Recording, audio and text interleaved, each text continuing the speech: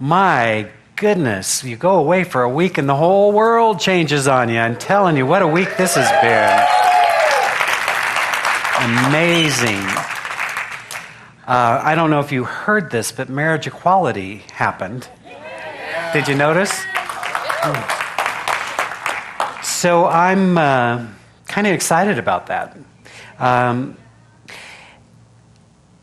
Because for the first time as a minister, I get to have one conversation when people come to me. You see, up until now, if a gay couple came to me, we had a different conversation than if a heterosexual couple came to me to get married. Now I can have the same conversation. I can ask the same questions.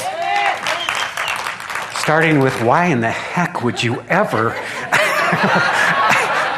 Oh, maybe that's my own bias. But right? It's just one question, easy to remember. It's a beautiful and wonderful thing. It's a very exciting time. You know, there are times in your lives, I've been around on the planet long enough, to recognize moments when you're witnessing history. And this week feels like, oh my God, there's hope for humanity. Right? Like, we're going to be okay. This amazing experience of marriage equality coming forward, which is, again, just part of the progression of us as humans towards human rights. This amazing eulogy that President Obama gave on Friday, which was, I think, will go down as one of his signature talks in his presidency. It was amazing. Plus, I'm inspired that you can just bust into song at any given moment, which is like, I can feel my heart just quickening with anticipation, and I know you guys are so excited to be listening to me belt one out, right? John, give me that soundtrack. I could do that, right? No, I'm going to spare you that part of it for now. But you see, it's an amazing thing to be witnessing life unfolding. And we hear so much negativity. You turn on the news and it's awful and it's awful and it's awful, but then you have glimpses of who we really are. And so a man goes into a church. This just breaks my heart as a minister. Think how sacred the space we want to create is. A deranged man goes into a church, sits in a Bible study for an hour and kills 9 people with the intent to set off a race riot, to set off further racial division. But you know, sometimes humanity shines. And so rather than reacting to that, they responded to it with love. And I believe the families of those slain people set a tone and an intention for everything that has followed since then. So I look at this week, and I think we'll look at this week as the week that the Confederate flags came down and the rainbow flags flew everywhere, right? Which symbolically, if you look at that, is really saying, let's do away with separation and let's embrace inclusion.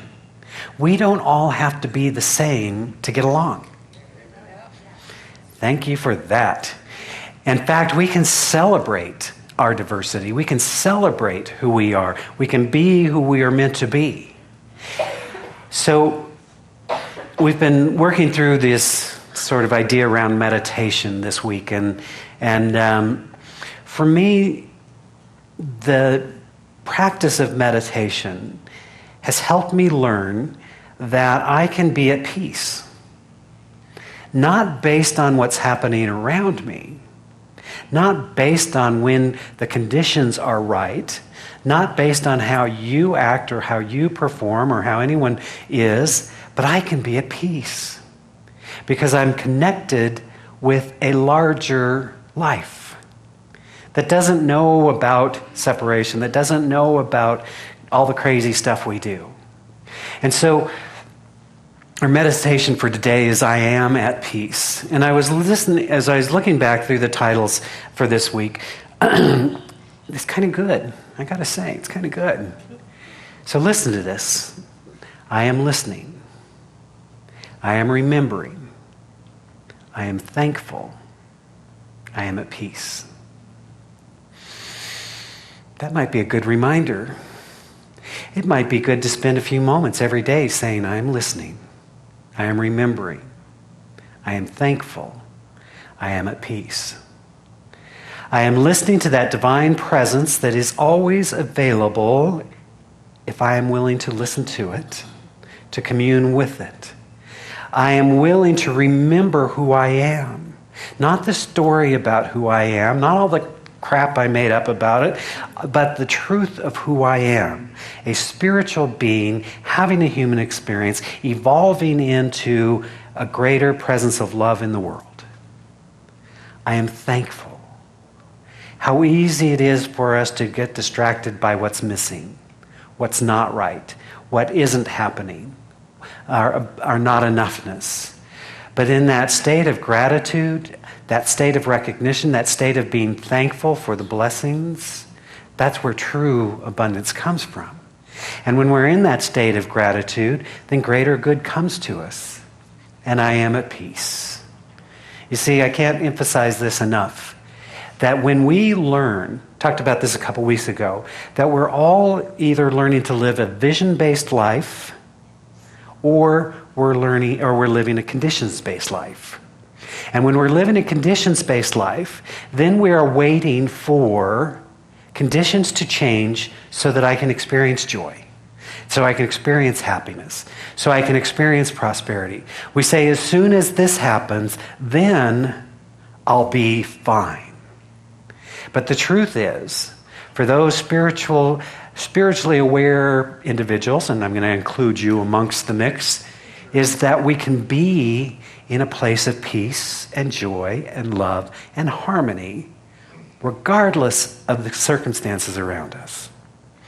I remember my meditation teacher once saying to me, you know, if you can't meditate in a broiler room, then you can't meditate. Right? If you can't meditate in the clankiness and noisiness and all the stuff that's going on around you, then you haven't truly moved to that state. And so, yes, many of us are working to a greater and deeper state of meditation. That we're not waiting for it necessarily to be just the perfect music and just the perfect setting and just the perfect incense and just the perfect zafu cushion and just the perfect everything, and then we're, okay, now I can do this. No, it's a state of mind. Now, it's nice to have those conditions. It's easier when it's quiet and still. But ultimately, what he was saying to me is when you realize who you are and you realize this state of being, then yes, things can be going on around you, but you can remain at peace. You can remain in a state of grace. We're all working towards that.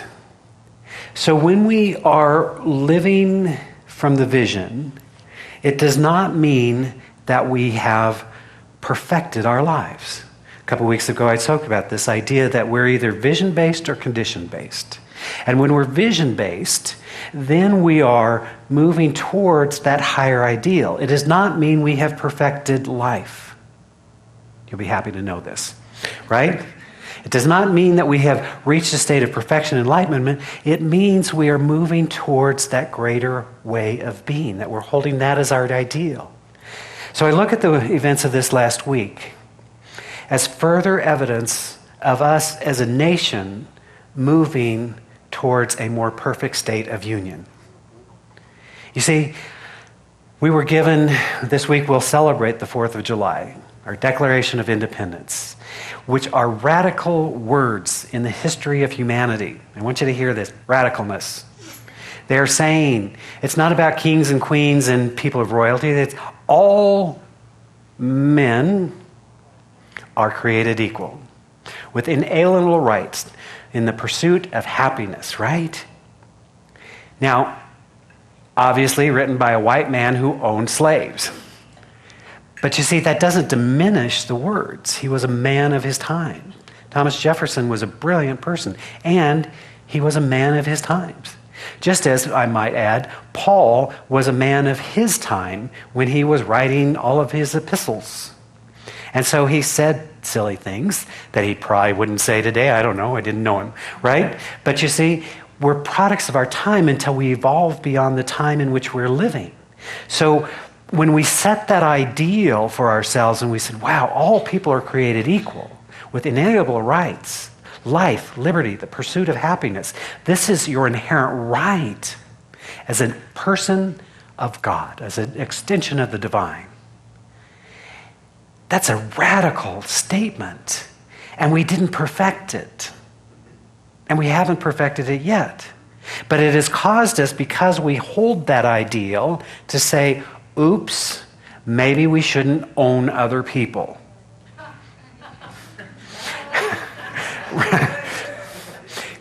Think you'd get that in the writing, but no, it took us a while to figure that out, right? Oh my God, maybe we should let women vote. I know, that's where it all went wrong. I kid you, right? Then we said, so now this marriage equality piece is simply saying, where two people consciously want to join together and commit to each other for the rest of their lives, they can. That doesn't seem like that radical an idea, does it? Now, I know everybody doesn't agree with that, but you see, we keep progressing towards this ideal. There will be many more conversations, there will be many more struggles until we actually are living the ideal of who we want to be. And we all get to confront our biases and our prejudices and all that sort of thing. And so when we have that ideal, we keep working to that. And then we evaluate ourselves against the ideal. I look at my own life, and it turns out I have not perfected it. I know, this is shocking. I'm just going to lay it all out here today. I just want, breathe with me. Because I know what I believe in. I know what I believe in. Unity, oneness, love, compassion, kindness, generosity. And I know how I act sometimes. And sometimes they don't look exactly the same. There is a little part of me that can be judgmental. I know. This is shocking. I thank you for taking my confession today. I'm feeling better already, right? There's a part of me that forgets who I am. There's a part of me that wants to get mad at other people because I think they are preventing my good from coming forward. And yet, when I come back to the truth sets me free.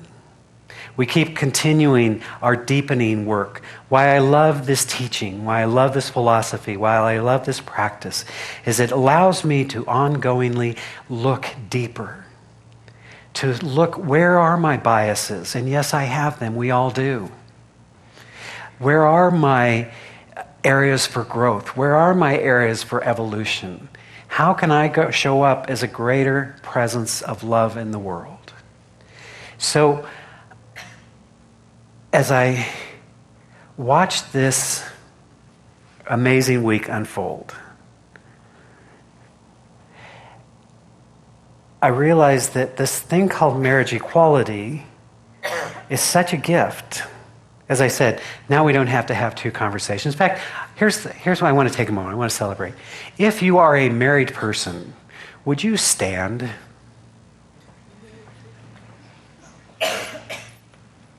Look around. We got boys, we got girls and girls, boys and girls, right? Hey, gay for marriage. Now, as a gay man who's been married for some years, I'm excited about marriage equality because I can finally get my divorce.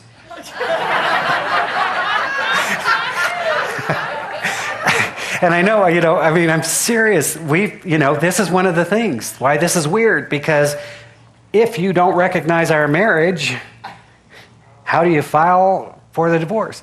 Now, John and it's so simple. Again, our kids are going to sometimes say, what was that all about? Just as we look at interracial couples and go, that was a deal? That was a thing? Really? Right?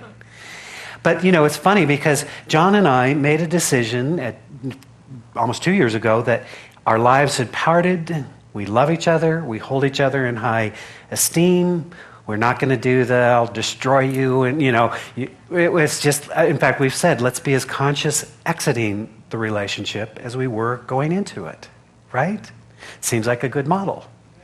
So I'm glad that the states are now participating so we can, we don't have to go to Canada to do, right? It's just simple.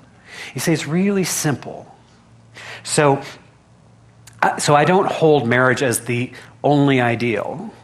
In fact, it doesn't matter, but it's a beautiful thing that we don't have to say all the gay marriage stand and all the, right. Oh, and just checking. Any of you heterosexual couples that just stood, have you noticed a disturbance in your marriage since Friday? Is it starting to get a little like, oh, I thought I loved you, but now since Friday, it's really, right? That's been part of this crazy thinking. So I think it's all good. More love is better. But I think about this evolution. I think about the kids that are growing up today. You see, as a young man, growing up in a nice Southern Baptist church, having a love of God and of Jesus, and learning from a very early age that there was something inherently wrong with me. That was the message. I was the other.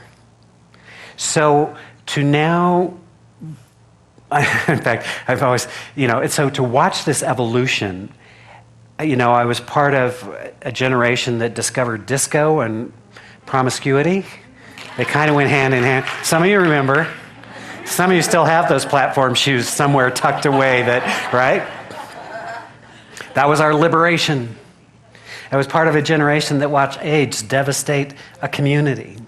It was part of a generation that looked at that and created community because there was no support. I was part of a generation that then said, what if we could get married? What if we could create our own lives? What if we could be treated as equal?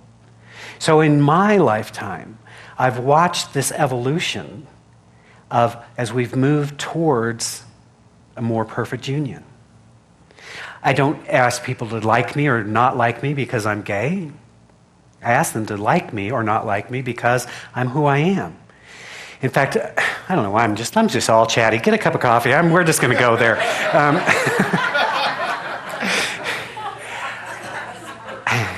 I remember interviewing for a position at a church to take on their senior minister position, and one of the kind and loving people said to me, well, I'm not sure how our congregation is going to feel about having a gay minister. And I said, well, can I just say I'm not coming to be your gay minister? I'm not even sure what that means, I do love the boa from time to time, but come on. Right? This is the craziness. Can you imagine? I'm not sure about how our company would feel about a heterosexual realtor. Right? So I said, just so we're clear, I'm coming to be your minister. I happen to be gay. I also happen to be incredibly good looking and very charming. So, tall. I'm just, if I'm going to go for it, I'm going to go for it, right? You see, so now, this is what I'm excited about, the death of gay marriage. We just have marriage.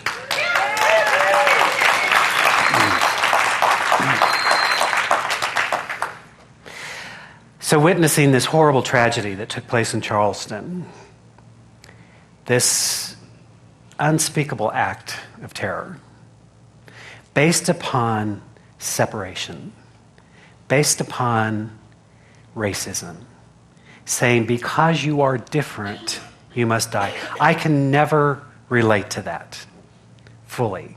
I have a sense, because of my own journey, of what it is like to experience some discrimination, but I was never pulled over for driving while gay. I don't think. Maybe. Right? But I have black friends who have been pulled over for driving while black. Right? So I can't fully comprehend it, but I know it's there. So a person comes into a church and kills 9 people, but through the grace of God and the commitment of those people to their spiritual life, they set in motion a healing presence that everyone else followed. And so standing and watching an Indian American governor, an African American senator, and a white senator come together and say, stop, no more. Let's get rid of this flag. It does not stand for the best of who we are. And then watching Mr. Obama give that speech, which, as I said, I think is one of his signature speeches, laying it out there. All Barack's unplugged right now, right? He's like, let's just lay it out there, and it's good. I don't agree with him on everything, but you know what? I don't think he cares. As best I can tell. He never calls. So, but I do like what he's saying. Because you see, 200 and however many years ago, when we set for ourselves a divine intention and said, let's work together to create a nation based on ideals, based on the very simple premise that we're all equal and that it is the laws of the land that will be our guide, not the princes and principalities. And so we come up against it over and over and over. I'm fascinated watching the news and, people that didn't agree with any of the opinions that come down last week, all of a sudden go into this thing. And people that do agree are go into this other thing. And it's like, but you see, that's the beauty of this whole system is we don't say, what do you think? How do you feel? How do you vote? We say, what makes sense? And we get 9 people together and they never agree. But that's our nation. We don't have to agree. We have to agree to our process. We have to agree to who we will become. And we all have to work together to make that happen.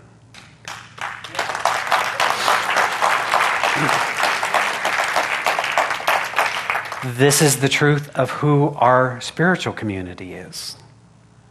We don't all have to agree. We don't all have to look alike. We don't all have to dress alike. We don't all have to love in the same way. But we do have to agree to love and support each other. We do have to agree to honor the divine within each other.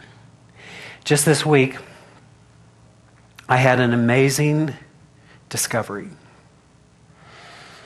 I'm laying it out here. And the discovery was, not everybody loves me. I know, take a moment. That was a big one. Take a moment. Now, turns out I actually knew that for some time. I often tell new ministers, there's going to come a day when you're standing there speaking to your congregation, you're going to have a realization, they don't all love me. Not all of them want me to be here. But you push on. But I discovered not only are there some folks that don't like me, they're pretty actively not liking me. And, stories and all that stuff. I've been a minister for 25 years. This is not news. But I had a congregant come to me and said, I want to apologize. I got caught up in a story. Because there's been all these changes going on in the community, I fed into the story, my own bias and all that sort of thing. I'm sorry. And he said, what can I do? I said, well, one, it's a good thing you caught me in a forgiving mood because I'm cool. Had you kept me somewhere else on the mood swing, I don't know. But I said, just be here. Be here, be part of what we're creating together. Give your time, give your money, give your energy, give your presence. Help us create this ministry based on a high ideal. We all get distracted. It's okay. But do we come back to our ideal? And so in the next few weeks, I'm going to be really inviting all of us to look at what is our next step in this ministry. Who are we going to become? And how are you going to create that? Yes, you. Right? Because what I know is there's only so much I can do personally. But I know that I just have this sense that the time is now. That it's time to stop whining and complaining, that everything's not perfect. Guess what? It's never perfect. It'll never be perfect. But can we keep working towards a more perfect union? Can we keep working towards a more perfect spiritual community? Can we keep evolving? Can we keep being a light in the world? You know, Eckhart Tolle said this brilliant thing that I thought I would share with you. He says, when you complain, you make yourself a victim. He says, leave the situation, change the situation, or accept it. All else is madness. Amen. Let's hear it for Eckhart Tolle, right? So I looked at that and said, you know, I might have to stop complaining. And then I got a different book that, you know, I'll find a new truth, right? Right? Leave it, change it, or accept it. Pretty fundamentally true. If you feel passionate about work to change. If you can't deal with it, go away. I keep saying, don't go away mad, but just go away. Right? If you don't want to be here, make a powerful choice. If you want to be here, make a powerful choice. It's all good. Or accept the way it is. But here's the point of that, for me, my own personal evolution, is discovering that there's another layer to the story. Didn't impact me in any way inside. I still felt at peace. And that is my evolution as a person doing this spiritual work for many, many years. Sure, I like it if people love me. Who doesn't? I want people to respect me. I want people to honor me and celebrate me. Who doesn't? But if you don't, it's like I always say, everybody's entitled to their opinion, even if it's wrong. Right? You're entitled to your wrong opinion, right? The most important thing is, how do I live my life? Because I live my life in a vision-based manner. And what I know is when we live our lives in a vision-based manner and we hold with our truth, it will upset people from time to time. Have you noticed that? Have you ever been the person at the party that said, I don't really agree with that? Oh yeah.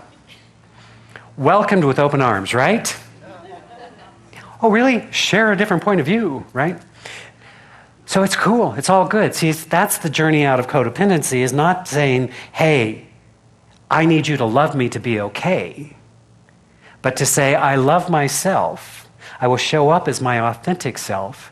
And I'm going to welcome into my life all that want to celebrate and be authentic with me. And not make anybody wrong for not. I was reminded of the powerful words of Ernest Holmes, one of his later talks that he gave called The Sermon by the Sea, given at a C. Lamar. And in this talk, he says this: give me 1,000 people who stand for something and are against nothing, and we can change the world. I love that. You see, we don't have to be against anything.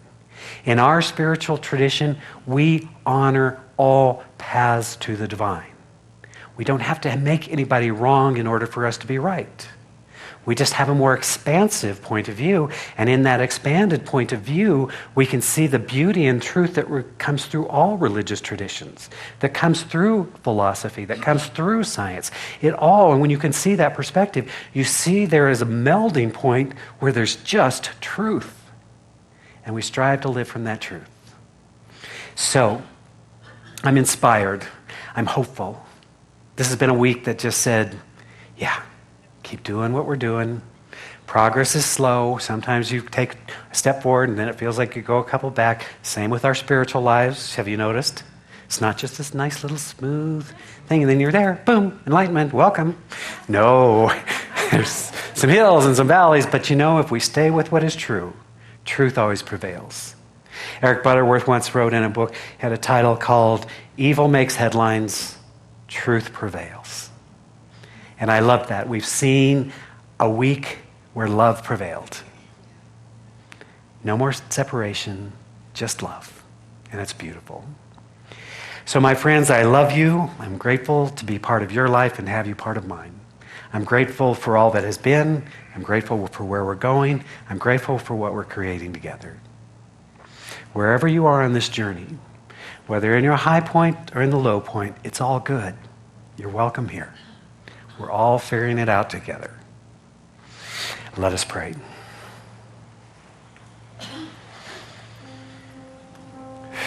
Breathing into this moment. Breathing into the consciousness of wholeness, of oneness, of beauty, of love, of joy. Simply recognizing that this one presence, this one power, this one divine being, whatever name we give it, whether we call it Allah or Yahweh or God or the 10,000 other names, it is one. It is the very pulsating energy of the universe that courses through everything, causing all to be, all to exist, all to be expressed. The same intelligence which created this galaxy in which we live, this planet on which we live, the rains that fall, the flowers that grow, the perfect balance and motion of the planets, is the very life that lives within each one of us. There is indeed a divine intelligence within each one of us, beating our heart, breathing itself through us, making itself known. And so we connect with that presence here and now. We are grounded and centered in the truth and reality of who we are. Divine beings expressing as humans in the world. And because this is true, I'm recognizing and knowing the spiritual truth and reality. That despite any appearance to the contrary, the truth is there is wholeness. That wholeness is coursing through our veins and revealing itself as health and well-being, as vitality. We are fairly alive with the spirit of the divine. And so we allow that to be made manifest in our life at every level of being. I'm knowing the truth of who we are is simply divine love being expressed.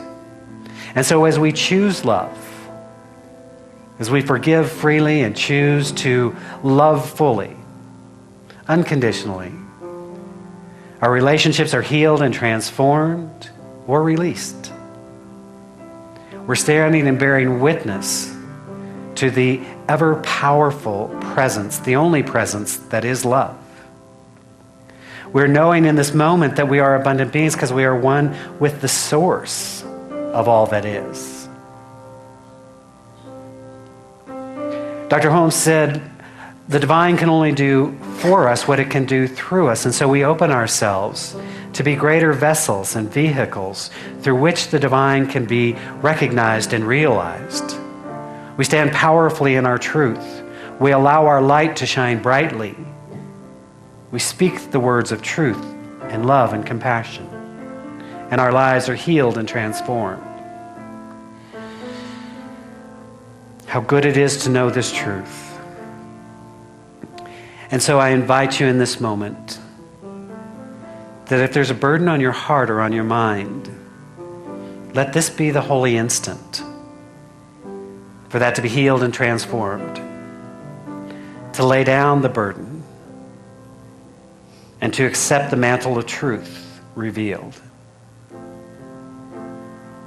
Imagine life working fully, joyously, wonderfully through you right here and right now, bringing forth your greater good in every capacity.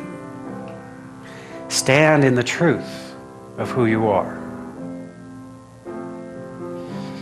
How grateful I am, how blessed I feel. We bless this spiritual community, this divine idea unfolding, serving as a presence of good, being a place that is for something, spiritual truth, divine love.